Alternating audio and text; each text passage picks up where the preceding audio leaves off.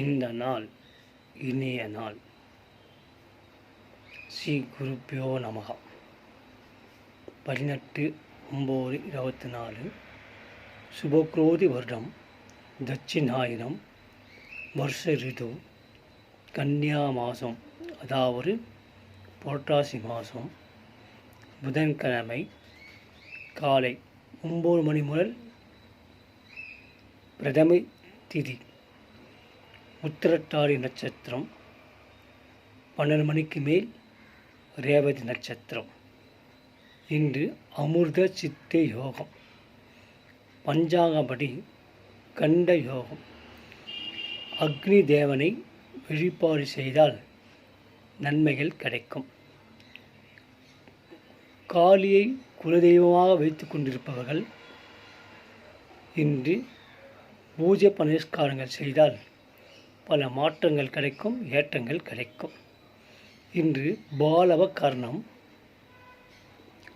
பிராமணர்களுக்கு ஏழைகளுக்கு அன்னதானம் செய்தால் மேன்மை அடையலாம். ராகு காலம் பகல் 12 முதல் 1:30 மணி வரை. யமகண்டம் காலை 7 மணி முதல் 9 மணி வரை. குளிகை காலை 10 மணி முதல் 12 மணி வரை. சூலம் வடக்கு, பரிகாரம் பால். இன்று மாலைய பட்ச ஆரம்பம். இன்று முதல் அமாவாசை வரை நமது முன்னோர்களுக்கு தர்ப்பணம் செய்து வாயில்லாத ஜீவன்களுக்கு உணவு கொடுத்து, மறைந்த தாய் தந்தை மற்றும் உடன் பிறந்த சகோதர சகோதரிகள், அனைத்து ஜீவராசிகள், நாம் வளர்த்த அனைத்து ஜீவராசிகளுக்கும் மனத்தை நினைத்து ஏழை எளியவருக்கு உணவு அளிக்க வேண்டும். உணவு அளித்து வழிபாடு செய்து வந்தால் நமக்கு ஏற்பட்ட சாபங்கள் விலகும். நம்ம வாழ்க்கையில் உள்ள தடைகள் அகன்று போகும்.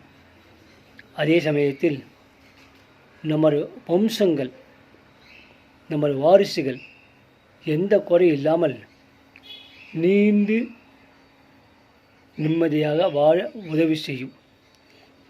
பெரியோர்கள் ஆசீர்வாதம் இருந்தால் பித்ரு சாபங்கள் விலகும்.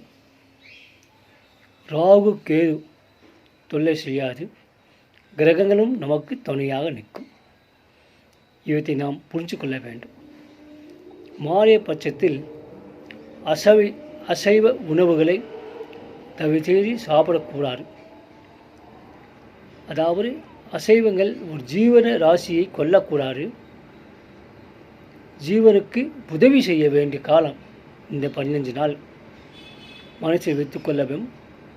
நன்றே செய்வோம், இன்றே செய்வோம். வாழ்க வளமுடன்.